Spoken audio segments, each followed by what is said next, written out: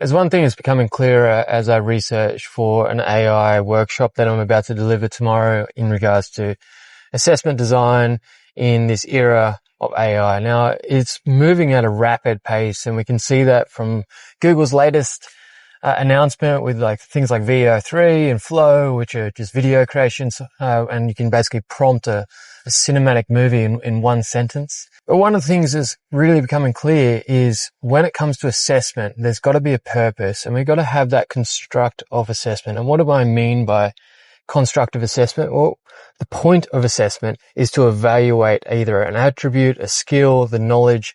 It is usually for learning, as learning, or of learning.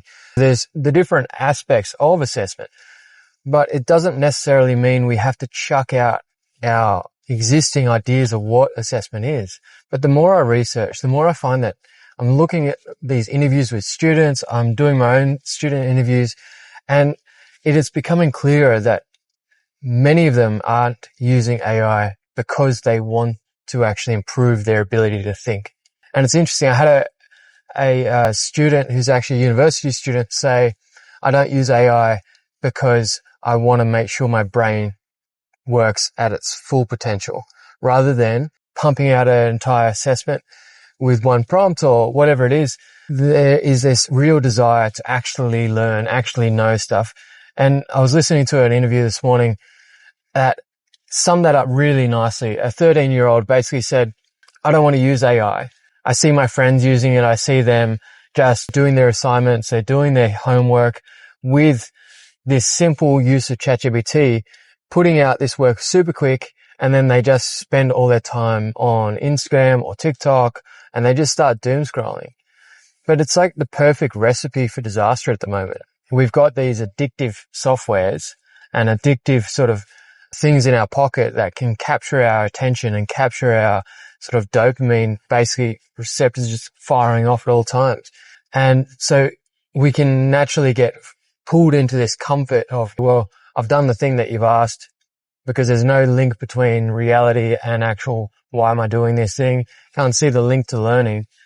When we're looking at assessment, there's this one thing we need to look at, and that's the construct of assignments. What is the actual thing that we're going to be evaluating? And one of the frameworks that I'm going to be teaching is inspired by Adrian Cotterill's AI traffic light system. Now, everyone knows in education, or a lot of people know in education, that the traffic light system is a universal design for learning system, meaning red is hard, or do this last because it's higher order thinking. Yellow is in between, easy, which is identifying, describing, which is your green. The idea now is to put an AI lens over that. Red being, let's not use AI. We're going to assess or evaluate the ability to use your own critical thinking skills, your own communication and persuasive speaking skills. It's different ways of just what is the attribute we're trying to assess, like communication, for example. Whereas your green, it's where it's expected. AI is expected to be used, it's encouraged to be used, and it's actually going to be assessed on how well you actually use it. Because the thing that's coming through really clear at the moment is your ability to actually articulate your thoughts using prompts can actually enhance your outcomes from the AI.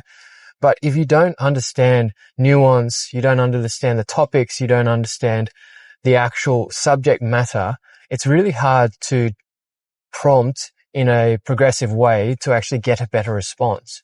There's a concept called 4D prompting, where you have an initial prompt and then it'll give you a specific pattern and then link chain of thought, meaning previous prompts link to the same one, and then the response gets better and better.